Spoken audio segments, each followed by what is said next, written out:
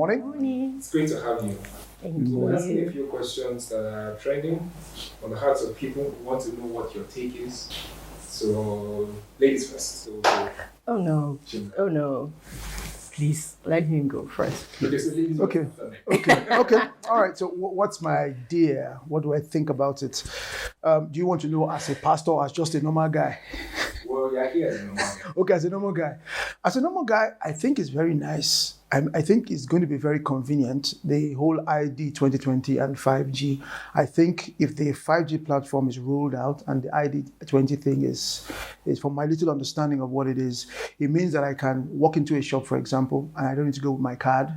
I don't need to go with an ATM card. I just shop. When I finish shopping, I just go out. In fact, from what I hear is that I don't even need to go to any till. As I'm walking out, all the things I've taken, the camera will capture my face and all the things I've taken will just be charged to my account.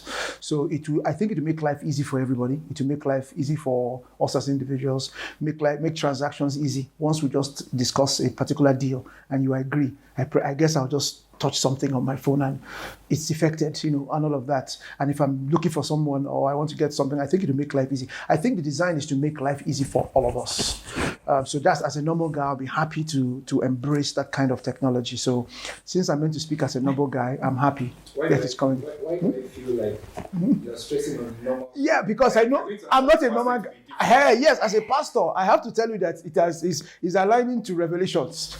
As a pastor, I have to tell you that, look, I think that it's also going to make it easy for the Antichrist to track all those who are on earth. But the joy is that as a pastor, I believe that I'm saved and I'll be raptured before that time. So I'm not even use this technology. But then it's a good technology. So that's what I'll say for now. Let me hear what the missus has to say. Yeah. Okay, so there are very different components that have come up for me since this whole thing became a trending issue. First of all, there's the legal component. So there are privacy issues that I'm sure will make lawyers everywhere rich. And there's going to be quite a lot in terms of the growth of cyber laws, the growth of technology laws, just legal law in spaces that have never before had to be legislated. Yeah. So that's definitely going to come up. And I can't even imagine what the next 10, 20 years are going to look like in terms of jurisprudence.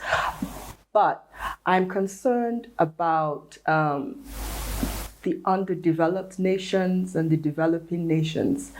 Really, is this what we really need right now? And I mean, right here in Abuja, we have people who don't have food, who don't have water, who are living below $1 a day.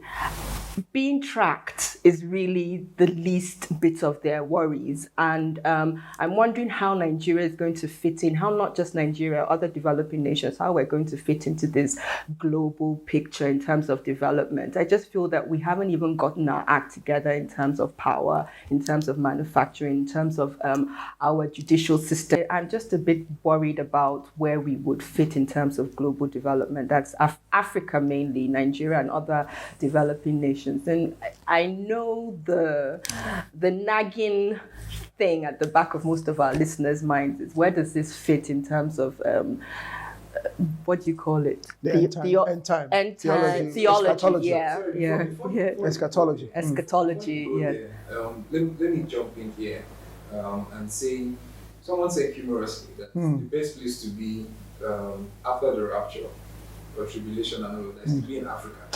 Because we're the most underdeveloped. Yes. All of these things might not even happen here. You know what? To be really, I agree 120%. That is a perspective. Yes. That is a huge perspective, and it also ties in with some ideas that I'll just throw out there. Some people believe that all of this Antichrist thing is going to be in a particular part of the world, and the whole thing. So I mean, there's just a lot, and it's definitely. I mean, my husband will tell you this part of theology, eschatology, and the apocalypse, all of that, I detest it because it's so confusing and it's, for me, not terribly practical. Like, how is that affecting our lives? But it's a good thing to, just to understand. Now, as Pastor has said, it ties in with what the scriptures say about the end times. But I feel that if it ties in with what the scriptures have said about the end times, then there's nothing we can do about it. It's going to happen. It's going to happen. What do you see Yeah, about that? yeah. I think, like she said some people have the perspective that it's probably going to be more in a certain region of the world, and it is true, because in eschatology, the last week is what we call the tribulation week. Is called Daniel's 70th week. So it's really talking about God's dealings with the Jews. So I think the epicenter of all of that drama is going to be in Jerusalem, the Middle East. Now, the things that happen there is going to have ripple effects on the rest of the world. It might not affect us directly, especially on the developed nations like Nigeria and all of that, but then we will still feel what is happening there. It will affect the price of oil. It will affect, there'll be probably a war, a civil, maybe Third World War, Fourth World War. There'll be things that will affect the entire world. So I agree that it's going to be, the epicenter will be there, but then we're also going to feel it here. Yeah. I think it's very important that we study it, because it gives us focus. There's just an assurance it gives us in knowing that, once again, the church will not be here. Right. Why that is going on. So I think that's one of the benefits in studying that, to make sure those of my listeners, you are part of the church that is going to be raptured. Yes. First bus. You're going with the first bus. Don't wait for second or third bus. Go with the first bus. I think that's why it's relevant to always remind us that the end is near. The end of times is already near. We're literally just a few days away from kaput. I had a conversation with one of the directors of budgeting yesterday, and he literally said, if we don't get out of this in the next 30 to 40 days, we will struggle to pay salaries as a federal government. At the end of the day, all these things you're running after is really of no value. You don't need them. Most of the things we pursue, we don't need. It has shown us what we need to survive.